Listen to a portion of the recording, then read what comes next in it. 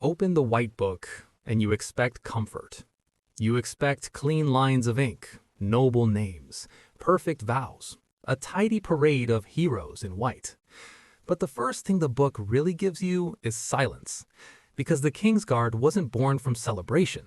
It was born from a moment of panic, when the Iron Throne learned, all at once, that it could be reached. Picture King's Landing in the early years of the conquest. Not the city of later songs. No polished capital, no settled confidence. It's half scaffold, half stone, half ash. Streets still smell of fresh mortar. The harbor is crowded with ships that don't quite trust a new regime. And the people are watching the Targaryens the way you watch a storm that has already taken your roof once. Aegon walks among them anyway. Conquerors do that. They want the conquered to witness courage up close, to feel the weight of authority without needing a dragon in the sky to explain it. And then, between one step and the next, steel flashes in a crowded street. Not a battlefield, not a tourney, not a glorious duel beneath banners. A street. A dagger meant for the king. The attempt fails. Guards crash into the attacker, the crowd shouts, someone screams, someone prays, and within a heartbeat, it's over. The city exhales, but the truth doesn't exhale. The truth sinks in. The Iron Throne has just learned something it can never unlearn. Dragons do not guard doorways. Dragons do not watch shadows. Dragons cannot be everywhere at once. And kings, no matter how absolute, still have throats. That night, Visenya Targaryen does not sleep. In the songs, Visenya is steel given a woman's shape. Cold, sharp, unyielding. But if you look closer, there's something more human underneath that legend. Visenya's strength isn't just cruelty or courage, it's clarity. She sees the world the way it is, not the way people wish it would be. She understands something Aegon sometimes forgets. Fear is a teacher, and if you're wise, you let fear teach you before it takes payment. So she proposes a solution that doesn't look like conquest at all. Not another battle, not another castle, not another dragon. A vow. 7 knights, one for each kingdom Aegon claims. Knights who will own nothing and inherit nothing. Knights who cannot be bought with land because land is forbidden. Knights who cannot become rivals because legacy is denied. Men who will stand close enough to die first, and disciplined enough to do it without needing applause. From a modern perspective, it's an almost clinical design. Remove the incentives that corrupt protection, strip away the personal rewards, build an elite unit around a single purpose. Keep the king alive. But Visenya knows something else too. A design is only strong as the first example. The first man in the cloak becomes the meaning of the cloak. The first commander becomes the blueprint for every commander who comes after. So she does what Visenya always does. She chooses carefully. Not the most charming knight, not the one the court loves the most, not the man with the loudest songs already following him like perfume. She chooses someone suited for the work that isn't sung about. His name is Sir Corlys Velaryon. If you were expecting the founding of the Kingsguard to feel like a coronation, trumpets, cheers, crowds roaring under bright banners, you'll be disappointed. It's quieter than that. It's needle and thread, white wool folded on a table, a clasp of pale metal catching torchlight, a room that smells like oil and smoke and old stone, the kind of room where history is made without witnesses, because the people who truly understand power rarely feel the need to perform it. Corlys stands before Visenya, and you can almost feel what the White Book never writes down. He isn't trembling, he isn't smiling, he's measuring the weight of the vow he's about to accept, measuring the weight of the woman offering it. Visenya, with her hard gaze and her Valyrian blade, a queen who seems to carry dragonfire in her posture, even when no dragon is in sight. Corlys is a Velaryon, yes, driftmark blood, sea salt nobility, old Valyrian kin, close enough to the Targaryens for people to assume the choice is political. But Visenya doesn't choose him because he is family, she chooses him because he is useful. In a myth, the first Lord Commander would be a shining hero, a symbol carved from marble. In reality, the first Lord Commander has a different job. He must build an institution out of nothing. He must make a vow into a machine. He must turn ideal into habit. And habit in this context is everything, because protection isn't a single moment. It's 1,000 small decisions made correctly, day after day, in rooms where no one claps. Corlys helps shape the practical side of Visenya's vision. Where does a Kingsguard stand when the king eats? Who opens the door at night? How close can a stranger approach before it becomes a threat? Which hands are allowed near the king's armor? Which whispers become warnings? This isn't romance. This is security. And if that sounds modern, it should. Corlys is doing what the first commander of any serious protective force must do, reducing chaos into routine, drilling responses until the body moves before fear can freeze the mind. In time, 7 White Cloaks become a familiar sight, a silent half-circle behind the throne, a steady presence in corridors, a shadow that does not sleep. And that's the strangest part of Corlys's legacy. The better he does his job, the less we can see him. Because if Corlys succeeds perfectly, nothing happens. No tragedy, no famous last stand, no legendary duel that bards can simplify into a moral. Just a king continuing to wake up alive. That quiet success is why Corlys becomes a ghost in the record. The early reign of Aegon is dominated by dragons and diplomacy. The great events belong to conquerors, queens, and burning skies. The man whose job is to prevent disasters does not get a verse. So, later generations flip the pages and find only what the White Book tends to preserve. A name, a title, a vow, a few words that barely contain a life. But there's an old belief, whispered more than taught, even among guards who pretend they don't believe in superstition. It goes like this. White is not the color of purity. White is the color of ghosts. White shows everything. Dust, sweat, smoke, the stain that never quite washes out. It doesn't hide what you are. It exposes it. And in that sense, the Kingsguard isn't a celebration of virtue. It's an experiment. An experiment in whether an institution can protect the throne from the most human dangers.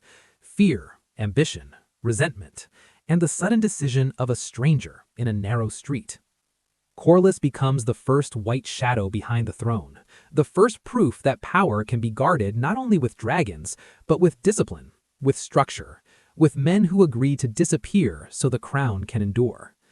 And for a while, it works. The city learns caution, the court learns procedure, the king learns to move with an invisible geometry of protection around him, like in a living wall that shifts and closes gaps before anyone else even notices them. But the real danger of a ghost is that people forget it's there. They grow careless. They begin to treat protection like tradition, something automatic, something guaranteed. They start believing the cloak itself is magic, as if white wool can turn a man into an ideal. And that belief is where the next era begins. Because once the Kingsguard exists, the question is no longer whether a king can be protected. The question becomes something far more unsettling. What happens when the man in white stops being a shield and becomes a lever? If you were expecting the birth of the Kingsguard to feel like a coronation, trumpets, cheering crowds, bright banners snapping in the sun, you're going to be disappointed. It was quieter than that, more needle and thread than fanfare, more candle smoke than glory. In the early Red Keep, in rooms built from cold stone and fresh ambition, people were still learning what this new throne really meant. The dragons had won the wars, yes, but winning a kingdom and keeping it are two different skills. A dragon can end an army. It can't stop a single knife in a hallway. That's the problem Visenya understood better than anyone. Her idea wasn't just to place 7 knights in white cloaks and call it a day. Her idea was to build a system, an institution, something that would outlive moods, outlive kings, outlive the first generation of conquerors. But systems don't begin as legends. They begin as procedures. And that's why her first choice mattered so much. Sir Corlys Velaryon didn't step forward into history like a hero in a song. He stepped into a role that demanded something far rarer than bravery, the ability to make order out of uncertainty. Picture him standing in a small chamber lit by candles, white wool folded on a table, a clasp of pale metal catching the flame. The air smells like oil, smoke, and damp stone. There's no audience that matters, no crowd to impress. Just Visenya's eyes, sharp, assessing, and the quiet weight of what this new vow will demand. Corlys is a Valyrian, yes, driftmark blood, a house with sea salt in its bones and old Valyrian pride in its posture. People later would point to that and say, of course he was chosen, he was close to the Targaryens. But Visenya didn't choose Corlys because he was family adjacent. She chose him because he fit the job. Because the First Lord Commander couldn't just be a great fighter. He couldn't just be loyal. The First Lord Commander had to build the thing. He had to take a vow, beautiful in theory, and make it functional in real life. From a modern point of view, Corlys is doing what the first commander of any elite protective unit would do. He's turning chaos into routine. He's designing a posture, not just a promise. And the questions he has to answer are not the questions bards sing about. Where does a Kingsguard stand when the king eats? Who controls the door at night? How close can a visitor approach before the moment becomes dangerous? Who is allowed to touch the king's armor? Who checks the corridors? When do they rotate? How do they communicate without broadcasting fear? None of this is glamorous, but it's real. In fact, the truth is almost uncomfortable. The greatest protection often looks like nothing happened. No attack, no scandal, no dramatic rescue. Just another morning where the king wakes up alive. That's what Corlys is building, and it changes everything. Because once the Kingsguard exists, the Red Keep starts to develop a new kind of rhythm, a new kind of geometry. The king no longer moves alone, even when it feels like he's alone. There is always a distance being measured, an angle being watched, a doorway being treated like a question. You can imagine Corlys setting these habits with quiet authority, moving knights into position, correcting spacing by a step, shifting a guard line so that blind corners disappear. Not with speeches, with repetition, with discipline, with the kind of calm that says, this is the standard now. And slowly, the white cloak becomes more than cloth. It becomes a message. A white cloak behind the throne tells the room, you are being watched. A white cloak at a doorway tells the corridor, you are entering a space where the rules change.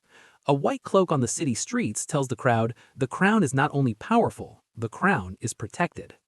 That symbolism is important, but Corlys would never confuse symbolism with security.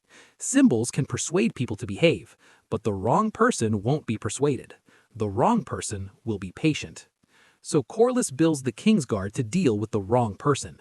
He builds them to respond before hesitation can bloom. He builds them to function even when no one is looking.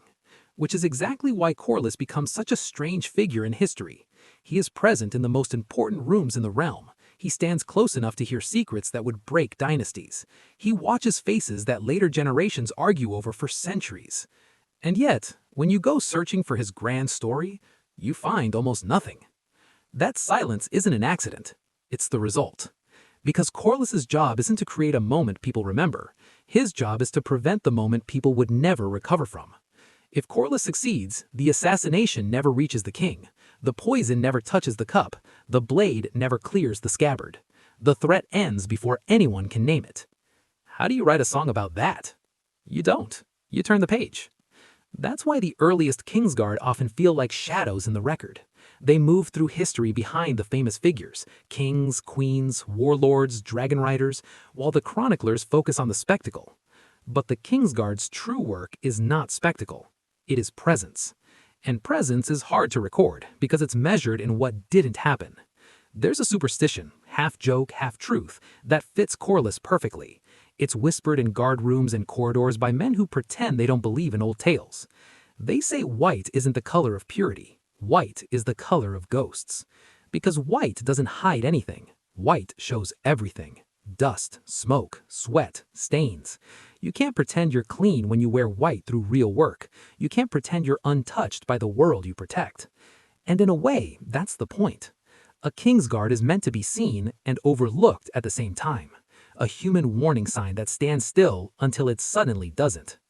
Corlys becomes the first of those white ghosts, a living shadow behind a living king, not chasing glory, not demanding recognition, not building a power base of his own, just doing the job.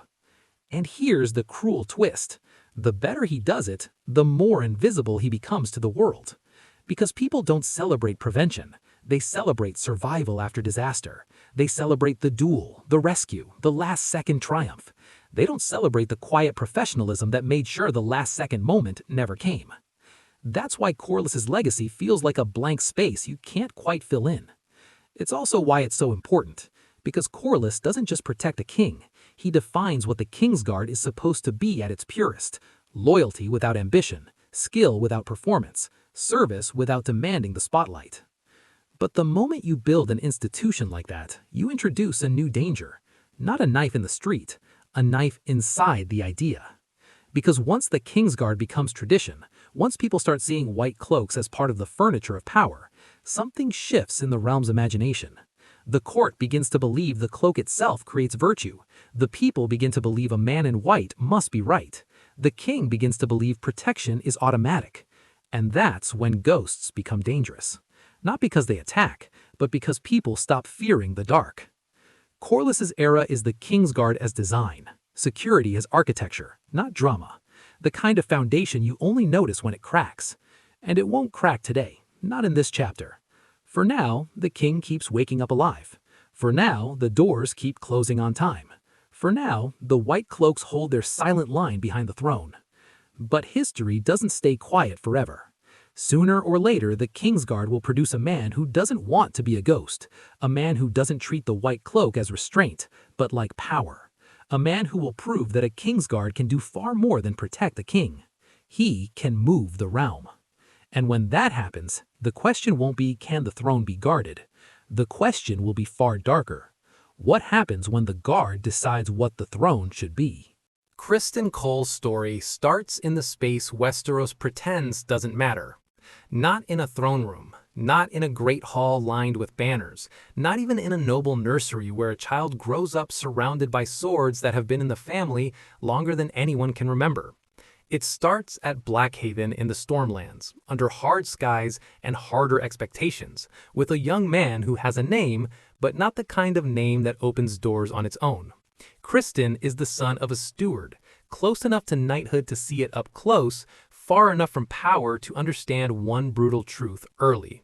If he wants a future, he has to earn it with his hands. That detail matters because it makes him dangerous in a way many high-born knights never become. A lord's son can afford to lose. A prince can afford to be forgiven. But a man like Criston, every chance is a test. Every mistake costs more. And if you grow up like that, you don't just learn to fight. You learn to measure rooms. You learn to read people. You learn to control outcomes. Because being overlooked is its own kind of slow death. In a modern sense, Criston is what happens when a rigid hierarchy accidentally lets in a meritocratic exception. A system that claims it rewards talent is suddenly forced to prove it. And once talent enters the room, it doesn't stay polite for long, because talent has memory. Talent remembers every time it was dismissed. Criston's moment comes early in the reign of King Viserys I, when the realm gathers for a grand tournament at Maidenpool. Picture it. Bright pavilions in a field like scattered jewels, painted shields leaning against wooden rails, horses stomping in the dust, and nobles watching as if the entire world is a stage built for their amusement. Tournaments are theater. They're meant to reassure the realm that order still exists, that strength still belongs to the right families, that everything is under control. And then Criston Cole steps onto the field and breaks the script. Across from him is Prince Daemon Targaryen, already famous, already feared, already wearing the kind of confidence that comes from knowing people expect you to win. Daemon carries something else too: history. The Valyrian steel blade, Dark Sister. A weapon that doesn't just cut, it announces who you are the moment it catches the light.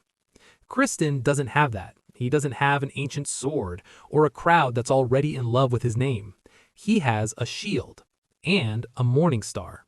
That choice tells you almost everything about him. A morning star is not elegant. It doesn't care about looking beautiful. It cares about what happens when metal meets metal. It's practical. It's direct. It's the kind of weapon you choose when you're not trying to impress anyone, only trying to win. The first clash between Criston and Daemon isn't just a sporting event. It's a confrontation between two versions of Westeros. One side is birthright, confidence, legacy, the assumption of superiority. The other side is performance, the belief that skill should matter more than lineage, even if the world hates that idea. When they meet, the crowd expects Daemon to shine. They expect the prince to remind everyone why he belongs above them.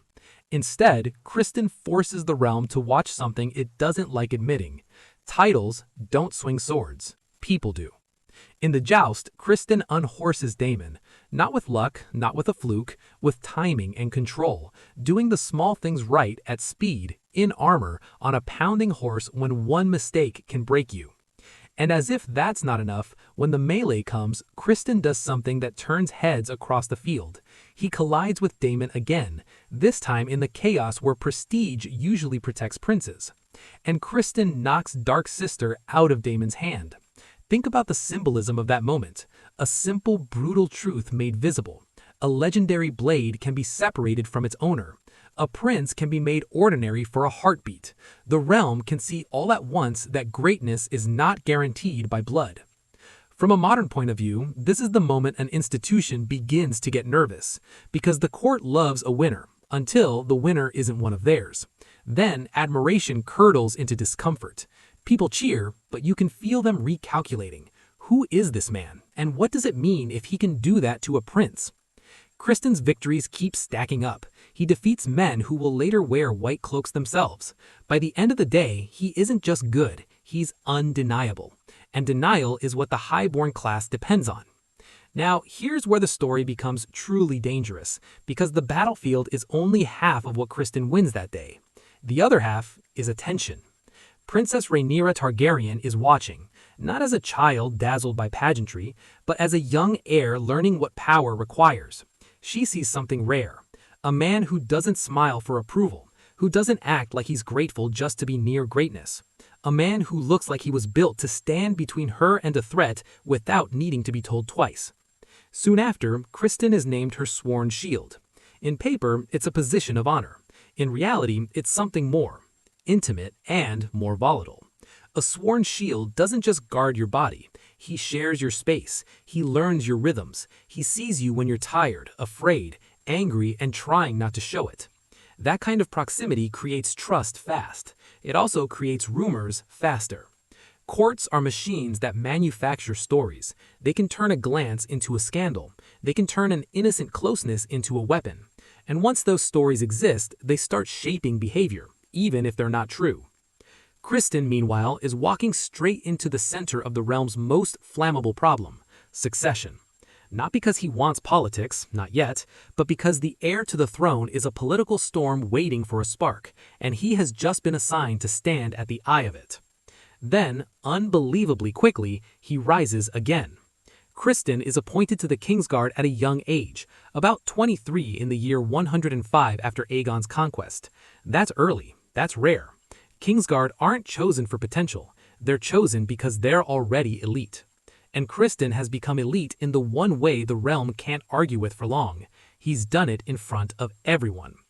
The white cloak is draped onto his shoulders. The clasp is fastened at his throat. He kneels. He swears vows older than any living memory. No lands, no wife, no children, no personal legacy.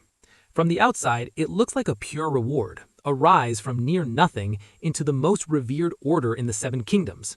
But from a modern perspective, this is the start of a psychological collision. Because Kristen's entire life has been a fight against being overlooked. He has survived by proving himself, by climbing, by making sure people see him. And now the Kingsguard demands the opposite. It demands that he become an instrument, a presence behind someone else, a man whose identity is supposed to dissolve into service. That works for some people. For the Corlys Valeries of history, the founders, the quiet professionals, service can be the point. For Criston Cole, service is more complicated. Service puts him close to power, but not in power. It makes him famous, but not free. It makes him admired, but also watched. And it asks him to swallow his hunger for recognition at the exact moment the realm is giving it to him. So when you look at Kristen standing in white for the first time, don't just see a knight being honored. See a pressure vessel. A man made of discipline and pride, suddenly placed in the most intimate circle of a royal family that is already beginning to fracture. A court full of whispers. A princess with a claim the realm can't agree on. A prince like Daemon who never forgets being embarrassed. Lords who will smile at him today and resent him tomorrow. And beneath it all, the most dangerous idea in Westeros, that a man in a white cloak must be righteous. because that belief gives the Kingsguard a power no blade can match. People may resist a lord, they may even defy a king, but a man in white, people want to believe he is the truth. And Criston Cole, who rose through skill, who fought his way into history, has just been handed the only thing more influential than steel: credibility. The realm doesn't know it yet, but the moment merit enters the room, pride follows. And pride in the wrong place can bend an entire kingdom. Westeros has a problem that never really goes away. It loves ideals more than it loves people. It wants knights to be perfect, brave, obedient, gentle, loyal, clean. It wants shining armor to mean a shining soul. It wants vows to work like spells, as if the words themselves can overwrite hunger, resentment, pride, and fear. But vows aren't spells. They're contracts made by human beings, and human beings bring themselves, every weakness included, into any contract they swear. That's why Sir Criston Cole becomes so dangerous. Because when Criston first rises, he looks like the realm's favorite story, a man of skill elevated by merit, a knight who wins without an ancient name doing the work for him, a living argument that greatness can be earned. The court applauds that story, right up until it realizes what it implies. If Criston can climb that high on ability alone, then ability matters more than birth. And if ability matters more than birth, then the social order isn't natural. It's negotiated, it's maintained, it can be challenged. So the realm does what it always does when it feels uncomfortable. It retreats into myth. It tells itself that if a man wears white, he must be better than ordinary men. That the Kingsguard cloak doesn't just mark duty, it creates virtue. Criston himself, at least at first, seems to feed that illusion. He is disciplined, controlled, efficient. He doesn't fight like someone trying to be admired. He fights like someone trying to finish the problem in front of him. Even his weapon reflects that mindset. Criston favors a morning star, an ugly, practical tool compared to the romantic swords people write songs about. It isn't made for elegance, it's made for certainty. It's the kind of weapon you choose when you're thinking about what armor can withstand and how to end a confrontation quickly when the world is loud and crowded and mistakes are expensive. In a training yard, that looks like mastery. In a court, it can look like menace. And then comes the moment that changes how people see him, not as a rising champion, but as a threat in white. At a royal wedding feast, one of those glittering public events where the realm pretends everything is stable, tension slips out from behind the curtains. In the crush of competition and pride, Sir Joffrey Lonmouth is badly injured by Criston. He doesn't survive the days that follow. The sources argue about the moment the way sources always argue when shame is involved. Was it accident? Was it fury? Was it a message disguised as accident? Was a man losing control or a man choosing to show how much control he actually had? Whatever the truth, the impact is unmistakable. The realm learns that the White Cloak does not guarantee restraint. From a modern perspective, this is one of the oldest institutional failures on record. You recruit people for performance under pressure, you praise them for being decisive, you place them close to power, and then you act surprised when their decisiveness doesn't switch off just because the setting becomes ceremonial. Criston doesn't become less capable after this, he becomes more consequential. Because the Kingsguard isn't only a group of fighters, it's a symbol. When a man in white stands beside a royal figure, he lends credibility without needing to speak. The realm wants to believe that the Kingsguard represents the highest version of knighthood, and Criston learns how to use that belief. Over time, he rises to Lord Commander. He trains princes. He becomes one of the most visible White Cloaks at court, close to decisions, close to succession, close to the most sensitive fault line in Westeros. Who gets to inherit the Iron Throne when the king is gone? Here's the uncomfortable truth. By the time Criston is Lord Commander, the realm isn't simply deciding between two claimants. It's deciding what legitimacy even means. Is legitimacy the king's spoken will? Is it birth order? Is it gender? Is it tradition? Or is it something stronger and simpler? Power, backed by enough swords to make the argument feel inevitable. Kristen Cole steps into that question like a man who believes he can hold it in his hands and force it into a clean answer. And that's the moment he stops being only a protector. He becomes a lever. One of the most seductive things about a Kingsguard is that his authority feels moral. Lords can be ambitious, counselors can be self-serving, but a king's cloak, people want to believe he has no personal stake, that he's beyond appetite. The danger is that a man can use that assumption as camouflage. Kristen's convictions harden, he chooses a side, and once he chooses, his presence makes that side feel righteous to everyone watching. The title Kingmaker doesn't come from battlefield heroics. It comes from the sense, true or not, that this one man in white has the standing to decide what is right for the realm. From a modern lens, it's chillingly familiar. Institutions created to prevent chaos can become accelerants when a highly trusted figure begins treating personal certainty as policy. The uniform becomes a shortcut. People stop asking why because the symbol feels like an answer. And now the realm has a deeper problem than a knife in an alley. Now it has a white cloak with an opinion. Kristen's skill, his discipline, and his reputation, earned honestly in tournaments and training yards, become tools in a conflict that is no longer about guarding a king's body. It's about shaping the future of the crown itself. The court becomes a pressure cooker.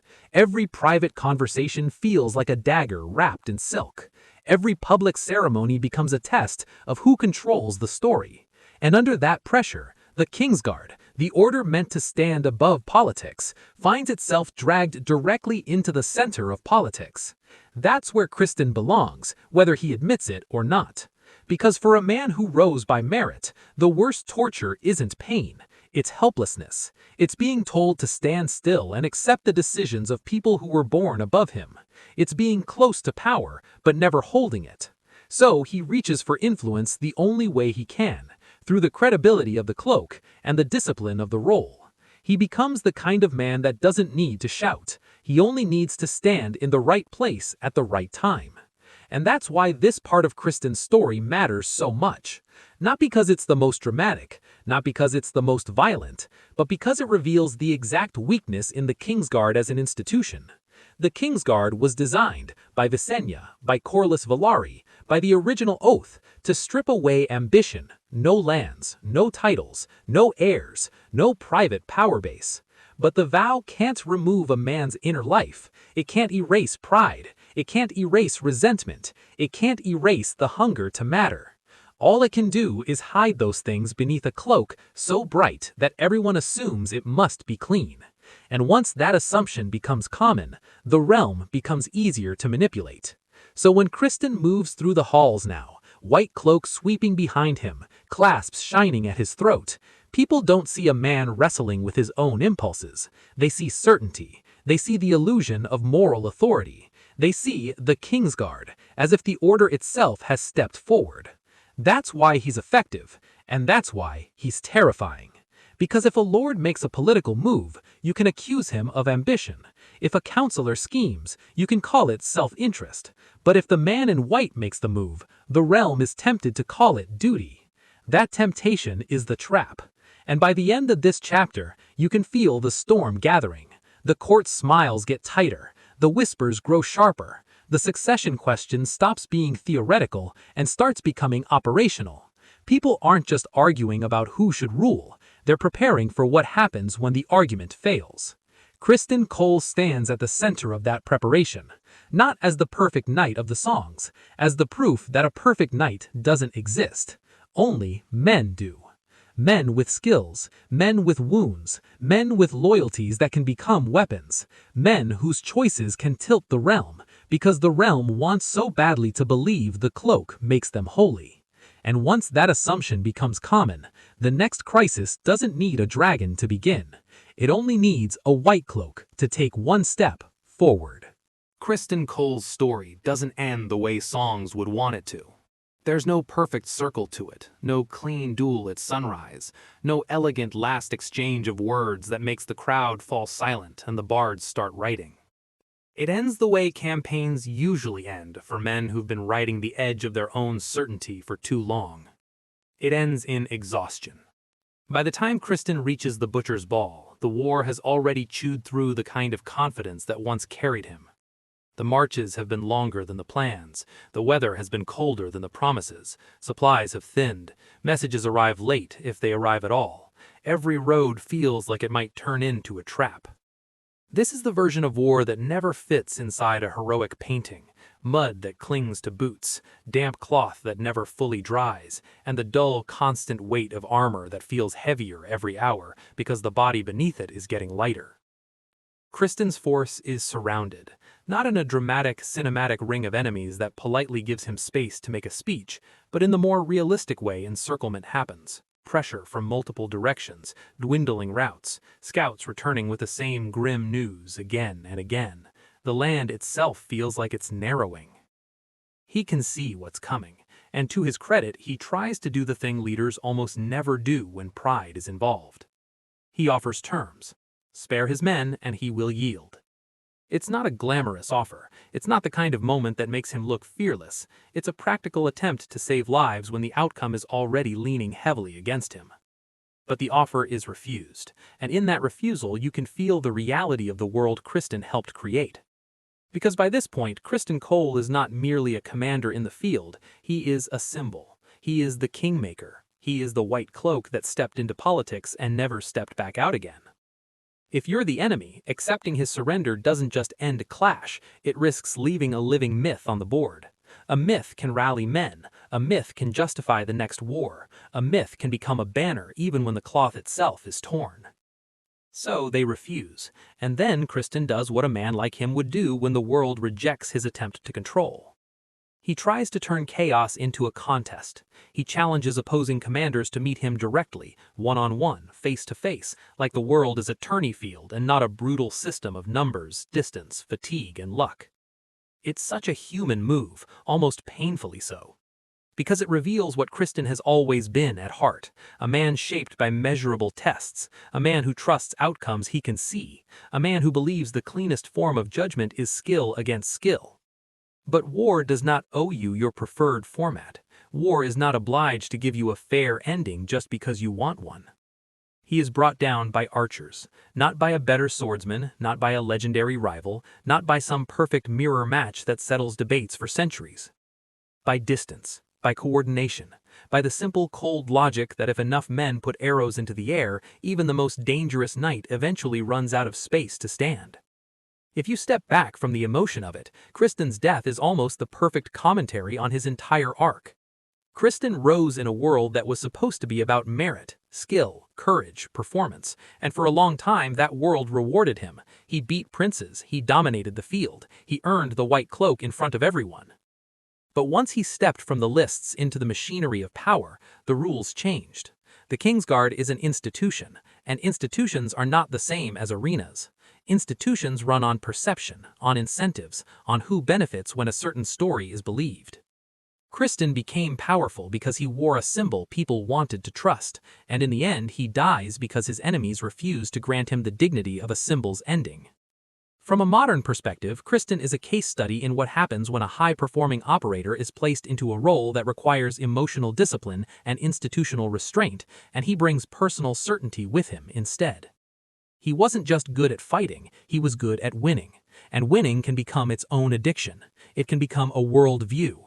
When you've built your identity on proving yourself, you don't easily accept the idea that sometimes you can do everything right and still lose because the system has moved on.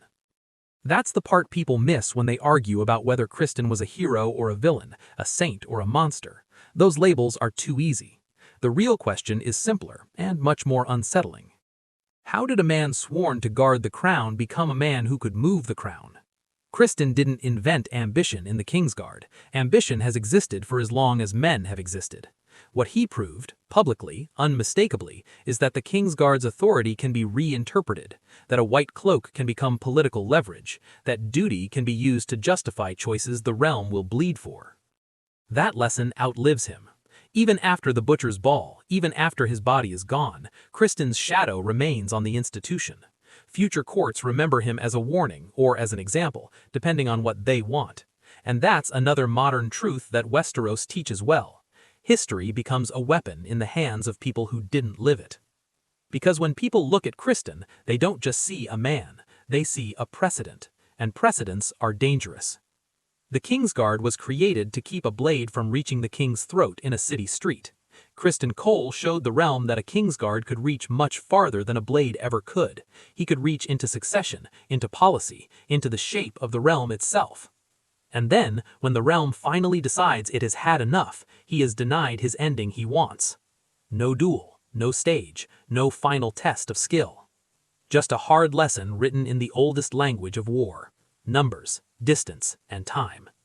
That's why, in a strange way, his death feels like the most honest ending he could have. Because Kristen's greatest flaw wasn't that he lacked courage, or even that he lacked ability, it was that he believed history could be forced into the shape of a contest. But history is not a contest. History is a system, and systems punish individuals who mistake personal strength for legitimacy. Kristen's story then becomes the hinge between two versions of the Kingsguard. The first version, Corlys Valerius's version, was quiet architecture, procedure, prevention, a vow designed to reduce personal ambition. Kristen's version is something else: the Kingsguard as a megaphone, the Kingsguard as moral camouflage, the Kingsguard as a force multiplier in politics. After him, innocence is harder to claim. After him, the realm can never fully pretend that the Kingsguard is above the struggle for power. But the story isn't finished making its point. Because decades later, in a different crisis, the Kingsguard will step into the center again, not through a coup, not through council whispers, but through a single moment so intense it burns itself into memory. A moment where two champions meet, where steel carries centuries of meaning, and where the fate of a rebellion tilts on something as small and as human as mercy. That is where we meet the next name the White Book cannot truly contain: Sir Gawain Corbray.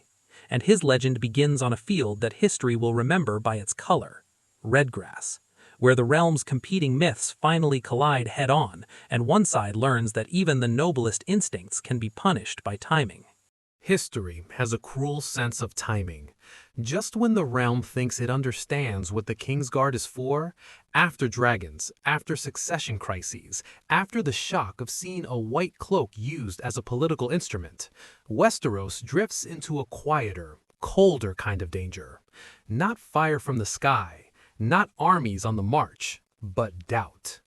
The Targaryen dynasty survives its worst internal wars, yet it comes out thinner, more brittle, like steel folded too many times. People still kneel, still bow, still repeat the old words, but the belief underneath those words starts to fray. And that's where the Kingsguard becomes most vulnerable. Because the Kingsguard's greatest power isn't only what it can do with a weapon. Its greatest power is what it represents. A white cloak standing beside a king sends a message the whole realm understands instantly. This rule is protected. This rule is sanctioned. This rule is meant to endure. That message works until the realm begins asking whether the king deserves it. By the time Westeros enters the era of the Blackfire conflicts, the Seven Kingdoms are full of competing stories. Every great house has its own idea of legitimacy. Every court has its own whisper network. Every inn has someone willing to argue loudly that the throne should belong to someone else. And into that world steps a Kingsguard knight whose name will become inseparable from one moment of history: Sir Gawain Corbray. If Kristen Cole is remembered as the Kingsguard who proved a white cloak could tilt the balance of succession, Gawain is remembered for something more old-fashioned, and in its way, more tragic. He believed honor could stabilize a nation. House Corbray is Old Vale blood, sharpened by mountain air and proud even by Westerosi standards. Their ancestral sword is Valyrian steel, Lady Forlorn. The name sounds like poetry until you realize it's also a warning. In the Vale, there's an old superstition, never proven, never written as doctrine, but repeated because people like believing objects can judge us. They say Lady Forlorn doesn't belong to a man. She simply allows a man to carry her for a while. Valyrian steel in Westeros is never just a weapon. It's inheritance you can't argue with. It's history made physical. It's a blade that quietly tells everyone in the room, my family mattered before yours learned how to make its name last. So imagine what it means to grow up with that sword in your world, not necessarily in your hands every day, but in your mind, an expectation shaped like metal, a legacy with an edge. Gawain enters adulthood carrying two weights at once. The first is his house, its pride, its reputation, its demand that he be worthy. The second is the private pressure of living up to a relic that has outlasted generations. From a modern perspective, it's the trap of elite identity. When your role is defined by legacy, you can spend your entire life performing for ghosts. And then comes the call, the White Cloak, the vow. No wife, no lands, no heirs. The Kingsguard asks men to give up the very things that usually anchor ambition. It strips away the ordinary rewards of power, and in theory, it produces something clean, protection without politics. But clean isn't the same as simple. Because civil conflict doesn't care about purity, civil conflict cares about symbols, and the Kingsguard is one of the strongest symbols the realm has left. That's why the Blackfire era is so dangerous. It isn't a war between obvious heroes and obvious villains. It's a contest between stories that both feel convincing to the people who believe them. When the realm splits like that, the Kingsguard doesn't just guard a king, it guards a claim. And now, if you step back, you can see the grim pattern that leads to Gawain Corbray. Corlys Velaryon represents the Kingsguard as system, discipline, procedure, prevention. The White Cloak as architecture, built to keep danger away before it ever becomes a scene. Criston Cole represents the Kingsguard as force multiplier, a single knight in white lending moral gravity to political decisions, turning personal certainty into national consequences. Gawain Corbray becomes something else again. He becomes the Kingsguard as symbol in collision. A man whose honor will be tested not by how well he can fight, but whether the values he believes in can survive a battlefield shaped by strategy, timing, and ruthless practicality. And here's the part that makes him impactful before he even draws a sword. The Blackfire era creates a world where legitimacy becomes negotiable, where charisma can compete with law, where a banner can look like destiny if enough people want it to. In that world, a Kingsguard knight is not neutral, even if he wishes he could be. His very presence signals allegiance to an idea of order. So when Gawain takes the White Cloak, he is stepping into a storm that will try to use him, whether he asks for it or not.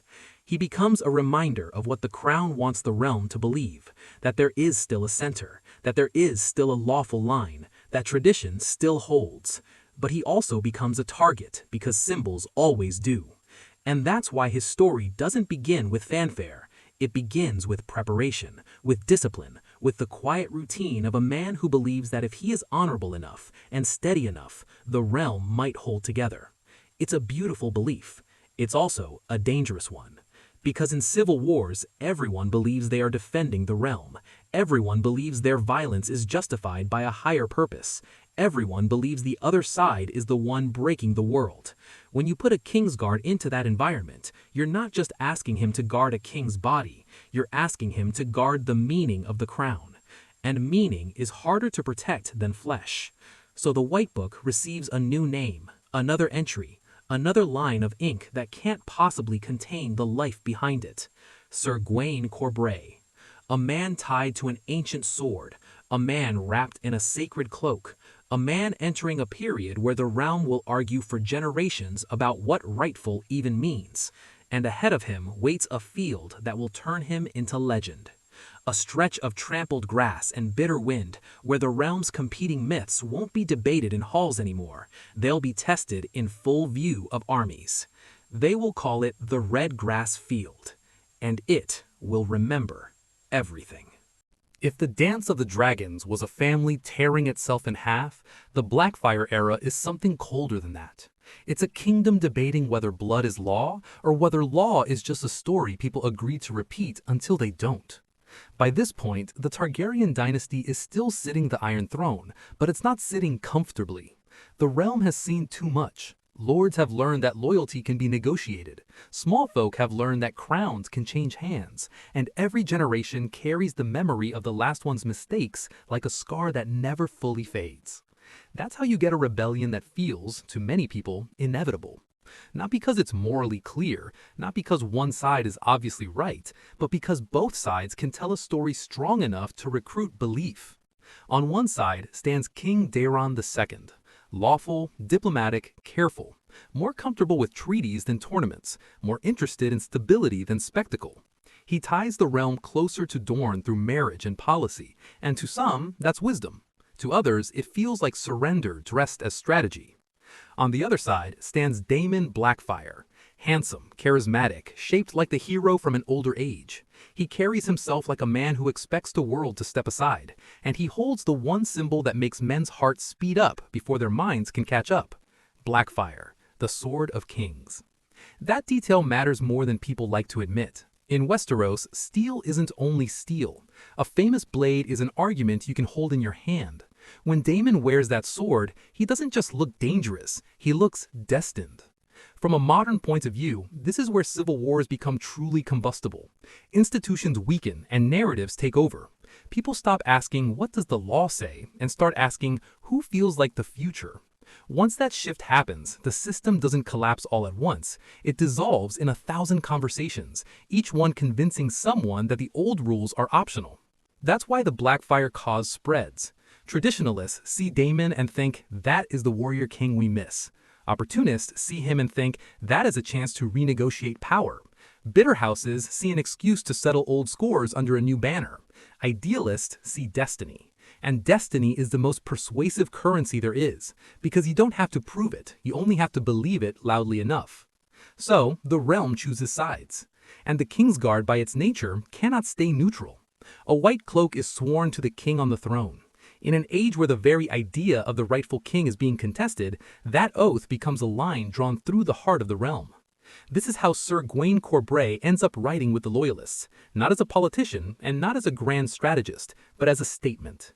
A white cloak in a civil war says, there is still a center, there is still a lawful anchor, even if the world is trying to pull that anchor loose.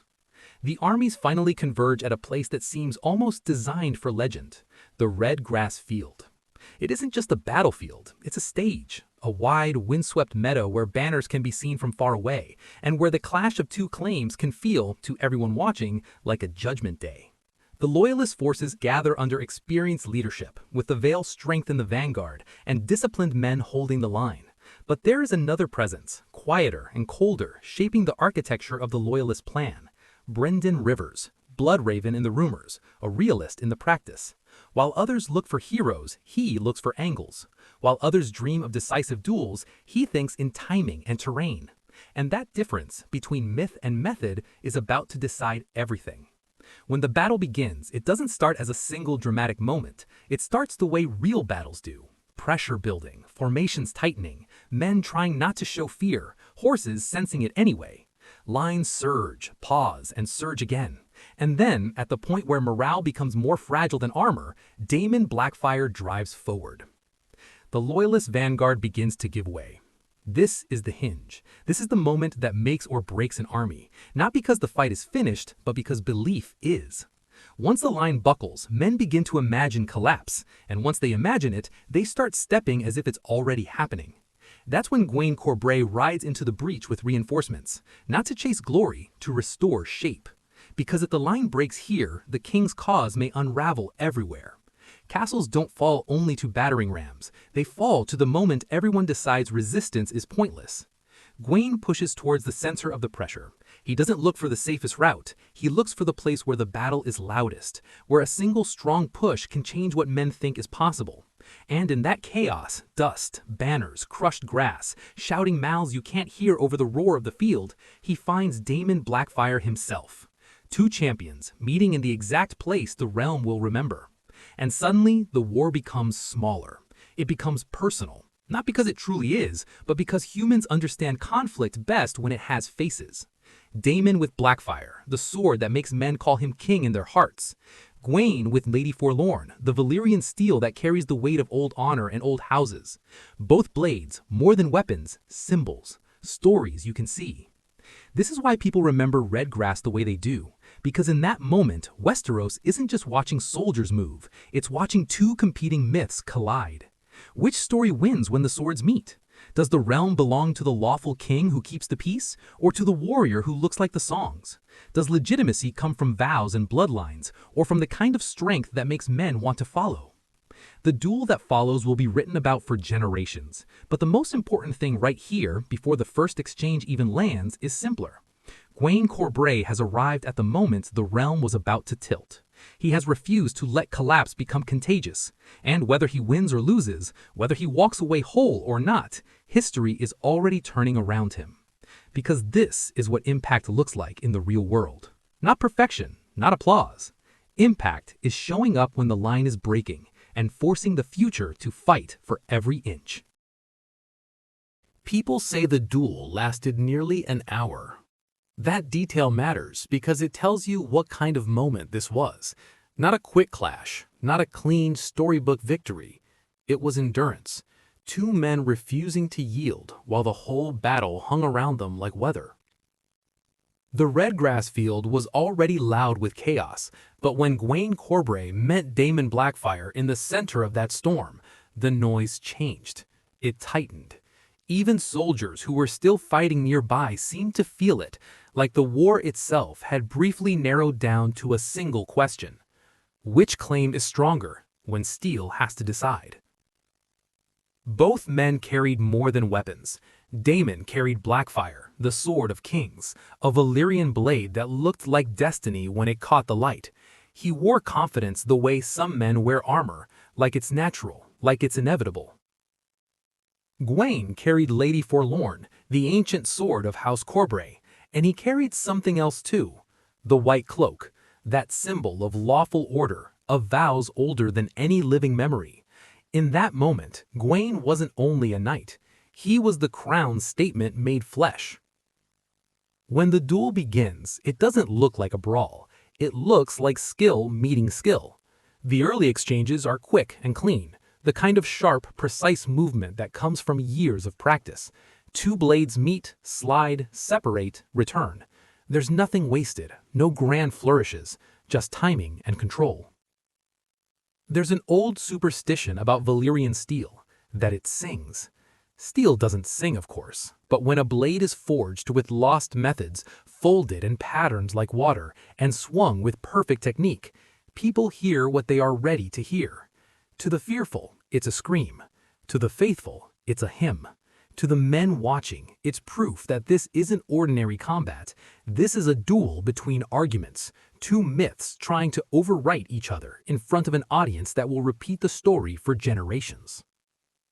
From a modern viewpoint, the magic in this moment isn't sorcery, it's biomechanics. It's the brutal truth of what happens when elite fighters push their bodies and minds toward their limits. As time stretches, the duel changes shape. At the start, the movements are fast, sharp turns, quick parries, clean countercuts. But later, the rhythm becomes heavier, more economical. Every step costs more. Every correction becomes more expensive. Breath becomes the metronome. The horses shift in sweat, footing slips in churned earth, and still neither man breaks, because neither man is fighting only for himself. Daemon is fighting for the dream of the warrior king, for every lord and soldier who believes the throne should be claimed by strength and charisma. Gawain is fighting for the idea that legitimacy, imperfect, frustrating, sometimes dull, must still be defended. Because if law becomes optional, the realm becomes a gambling table. That's why the duel holds the field's attention. It isn't only impressive, it's symbolic. It feels like a verdict. And then, slowly, the verdict begins to tilt. Daemon gains the advantage. Accounts say he lands a strike that cuts through Gawain's helm, taking his sight. An injury that is physical, yes, but also strangely poetic in a war about competing visions of the future. Gawain goes down. Lady Forlorn falls with him, still bright, still indifferent, as if the sword itself refuses to care who bleeds for it. And here is where Daemon does something that seems noble in the instant and fatal in the next. He does not finish Gawain. He dismounts. He orders that his opponent be carried to the rear for treatment. It's mercy. It's chivalry. It's the kind of moment that makes a warrior look like the hero from older songs, the kind of hero men want to follow. But war is not built to reward noble instincts. War rewards timing. War rewards angles. War rewards the refusal to pause, because that pause creates a window. And on a ridge nearby, a different kind of mind has been watching the duel with cold patience. Brynden Rivers, Bloodraven in the rumors, does not think in honor. He thinks in outcomes. While Daemon is making the battle personal, Bloodraven is making it mathematical. Not in numbers you'd write down, but in distances you can feel. The slope of ground, the line of sight, the moment a formation shifts and leaves a gap. As Daemon hesitates, Bloodraven's archers, his raven's teeth, finish repositioning, and then the arrows come. Not dramatically, not with a speech, not with a final challenge. They come the way real battlefield decisions come, sudden, coordinated, and impossible to argue with. Daemon Blackfyre falls, along with his twin sons, Aegon and Aemon, taking the future of the rebellion with them in a handful of breaths. And that's the strangest, harshest truth of Redgrass. 1 hour of elite combat, a few seconds of mercy, and the entire war changes direction. So what does that make Gwayne Corbray? It's tempting to look at the story and say he lost, so he failed. But that's the modern trap, judging significance only by victory. Gwayne fought Daemon Blackfyre, arguably the deadliest champion of his age, for nearly an hour. He held long enough to force Daemon into a moral decision in the middle of chaos, and that decision, mercy, became the lever that Bloodraven used to end the rebellion. In other words, Gwayne didn't win the duel, but the duel helped decide the war. His impact wasn't in a triumphant finishing blow. His impact was in what he forced his enemy to reveal about himself. Daemon revealed chivalry, Bloodraven revealed strategy, and the battlefield revealed what it always reveals, sooner or later. Noble instincts are beautiful. They're part of why people love stories. But in the wrong environment, noble instincts can be exploited. Gwayne's story also leaves you with a darker modern lesson. Your values don't only define you, they define what other people can do to you. Daemon's mercy was used against him. Gwayne's loyalty was used too, because even in defeat, his presence shaped the timing of the rebellion's collapse. That's why Redgrass lives in the memory of the realm, not because it was the largest battle, not because it was the most glorious, but because it showed, in a single sequence, the collision between myth and method, between the story people want to believe and the strategy that decides what happens next. And when the dust settles, Gwayne Corbray's name remains, stitched into the White Book, not as a victor, but as a hinge, a reminder that sometimes the most important knights aren't the ones who win cleanly. They're the ones who force history to choose a side. The battle ends, the banners settle, and the songs, if they come at all, rush toward the cleanest version of the story. A champion falls, a rebellion breaks, a kingdom survives. But for Sir Gwayne Corbray, the real story begins after the dust. There's no grand celebration waiting for him, no bright hall where the realm thanks him for holding the line. There's only a field tent, dim light, the smell of damp linen, and hands moving carefully around a man who has just lost the one sense most warriors build their entire identity around. History loves a perfect ending. It loves a last stand. It loves a heroic death, because death is easy to frame. It gives chroniclers a stopping point. It gives bards a final chord. Survival is messier. When Gwayne survives the red grass field, blinded, broken, carried away from the center, he becomes the kind of figure the record doesn't know what to do with. The world keeps moving. New dangers arrive. New names rise, and the man who lived through the moment everybody talks about becomes, strangely, less interesting to the people writing the pages. That's why so little is recorded about what comes next. It isn't that his suffering was small, it's that chroniclers are impatient, courts are impatient, even kingdoms are impatient. They don't linger on recovery, they linger on victory, or tragedy. From a modern point of view, this is one of the harshest truths about fame. It isn't loyalty, it's attention. And attention moves on quickly, especially when a person can no longer perform the role the world assigned to them. Try to imagine what blindness means for a Kingsguard, not as a symbol, but as a professional. A protector's confidence comes from prediction, from reading posture and distance, from noticing the hand that hesitates near sleeve, from catching the strange silence in a crowd, from tracking corners and doorways and the invisible paths danger uses to enter a room. Take sight away, and the world becomes a different shape, not less dangerous, just harder to measure. That kind of loss isn't only physical, it's an identity collapse. Your body still remembers the old instincts, but the information those instincts rely on is gone. You reach for spaces that have moved. You turn toward threats you can't confirm.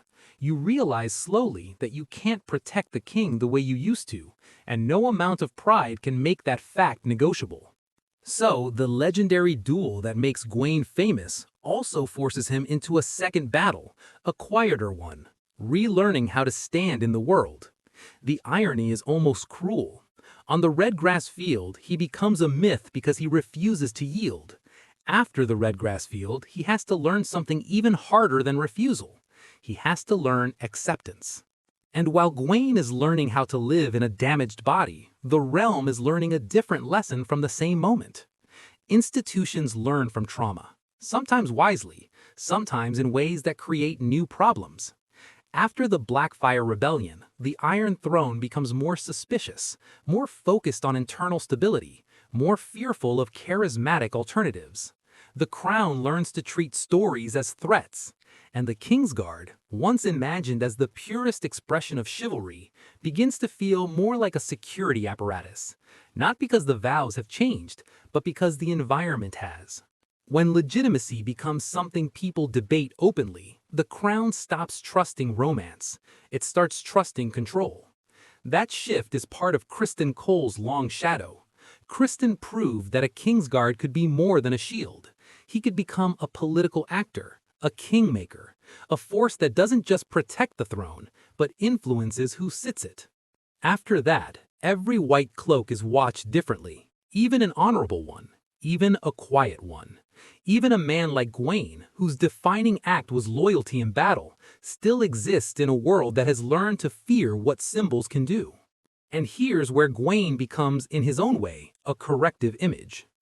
Criston Cole's story tells you what happens when personal conviction rides inside institutional authority. It shows you what happens when a vow can be interpreted until it becomes a weapon. Gawain's story shows you the opposite. It shows you what it costs when a man serves without trying to bend the institution to himself. He doesn't become famous because he seized power. He becomes famous because he held the line when it mattered, and paid for it in a way that couldn't be shrugged off. But there's another twist, and it's what makes the Red Grass story so haunting. Gawain's defeat isn't just personal tragedy. It becomes part of the battle's turning point. Because the duel forces Daemon Blackfire to reveal something about himself: mercy, chivalry, a refusal to finish a helpless opponent. In a different story, that's the kind of moment that earns a hero a crown. In this story, it creates a pause. And a pause on a battlefield is a doorway.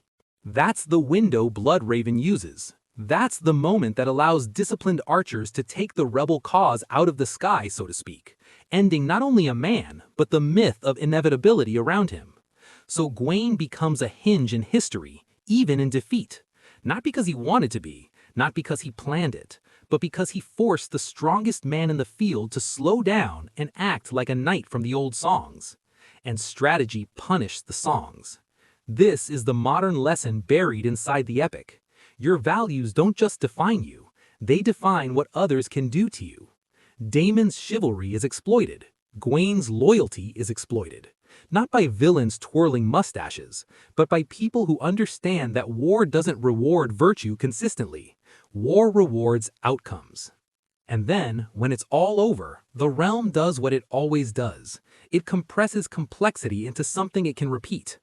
Gawain Corbray becomes the blind knight, a symbol, a caution, a story parents can tell sons about duty or about the cost of war, depending on what they want their sons to learn. But the man himself, his frustration, his adaptation, his quiet perseverance slips out of the record, because the White Book preserves names and titles. It rarely preserves the hard middle chapters, where a person keeps living after the moment that made them famous. And that may be the most human tragedy of all. In the end, Gawain Corbray stands as a reminder that the Kingsguard is not a line of perfect heroes. It's a line of men trying to behave like ideals in a world that constantly tests ideals for weakness. Sometimes the realm is saved by a founder who builds quiet procedures. Sometimes it is shaken by a knight who turns the cloak into influence. And sometimes it turns on a man like Gawain, who proves that even honor, even mercy, even loyalty can become the lever that history uses to move the world.